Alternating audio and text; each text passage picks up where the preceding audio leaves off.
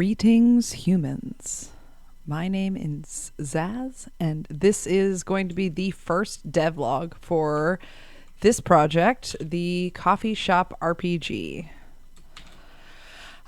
This project is built in Core, which I've been working in for about 9 months, and I've been working on this project for about 3. It is based on a real-life coffee shop, Highland Coffee Company, which I used to virtually live in, and now I'm virtually living in, and really just built it as a tribute to the space. But as I got going, I ended up adding more features and trying to turn it into something like a game. What you're seeing right now in the world, I built none of these assets, so they are all from community available assets, just designed to kind of flesh out the world, give people something to look at, and kind of enclose the space. But the really only kind of accessible and developed space is this coffee shop right here. Many of the assets that you see were built by other creators because Core has a system called community content that allows you to share models, scripts, anything that is useful for other creators. So like all of the vehicles that you're seeing were made by other people, and you can kind of see the difference in the style across them as you go. Besides this one, I kind of made using the white one there as a base. And then these buildings are kind of built into Core. So if you don't know Core, it is a kind of complete development environment that's also the multiplayer server and publishing platform. And one of its kind of cool magic tricks is that it allows easy jumping between game to game because they're all built out of the same assets, so it creates these really fast transitions in multiplayer games that allows this kind of jumping from world to world feeling. So the idea behind the coffee shop is to make kind of a pleasant, quiet pit stop in the middle of that adventure. So jumping from like a competitive shooter to like a tricky racing game, in between you can stop and have a coffee with your friends. And that's the central idea here.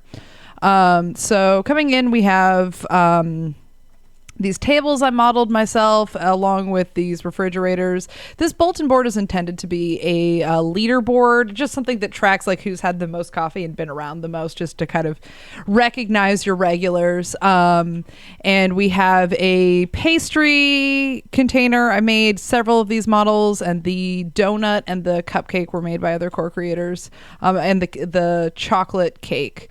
And then we have NPC baristas who are kind of wandering around. This is the beginning of my decorating for Thanksgiving, working on kind of seasonal decorations to give that feel of the passage of time that eludes so many of us. So talking to Tom here, I can go through this dialogue. This dialogue system was, again, made by another creator, and I just used the API that it provides to build this. I could talk to Tom, and this allows me to open the menu, select a drink. The idea is that as you progress in levels, you'll have more drinks available, which will give you more XP at a time.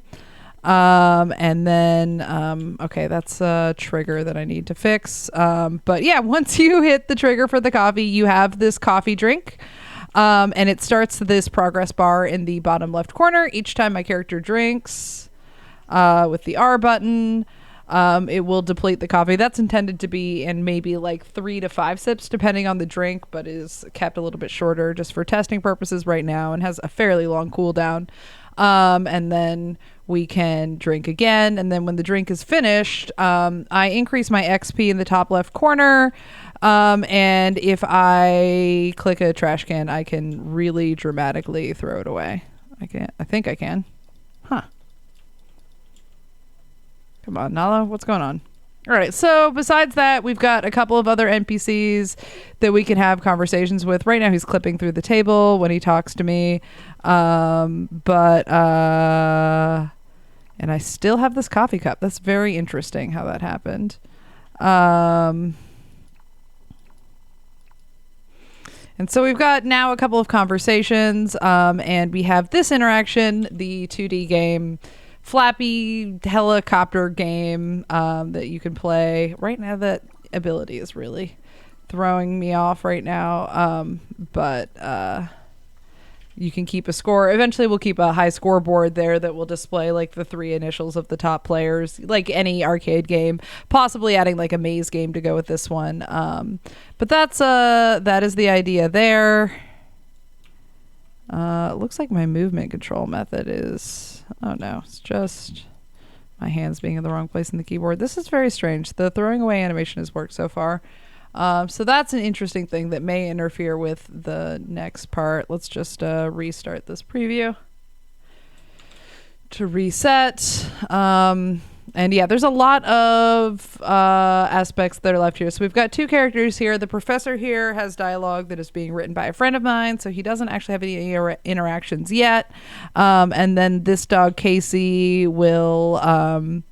right now she just lunges and snaps at you because I'm using the Fox animated mesh, and it has just sort of a selection of animations that are directed more towards imagining that this might be a combat creature. This should actually give you the ability to pet the dog, but I haven't actually gotten that working yet. But we're almost there to passing the can you pet the dog test. So that's the general idea. The features intended that are not there yet is really actually just the leaderboard at this point, finishing those dialogues so that there's some depth. And then the long-term goal is to have an achievement system and a quest system so that you can talk to these NPCs and they can give you challenges around the space.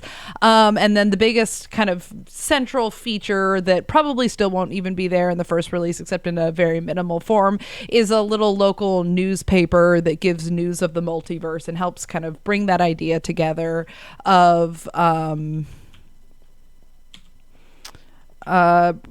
helps create that idea of interconnectedness between the worlds, and just basically takes kind of the perspective of an in-game character who's been all these places. So one of the features of core is that you can switch who you are. In the middle of games, we have mounts that you can ride around that are super fun. And this is carried across games, so you have this cohesion of yourself as a character. So imagining what that narrative would look like as you're, experiencing all of these very different types of games, I think is a fun perspective to take from just about this whole thing. So both of these milk crates and this dumpster are my work, and I'm really enjoying this litter decal that recently came out.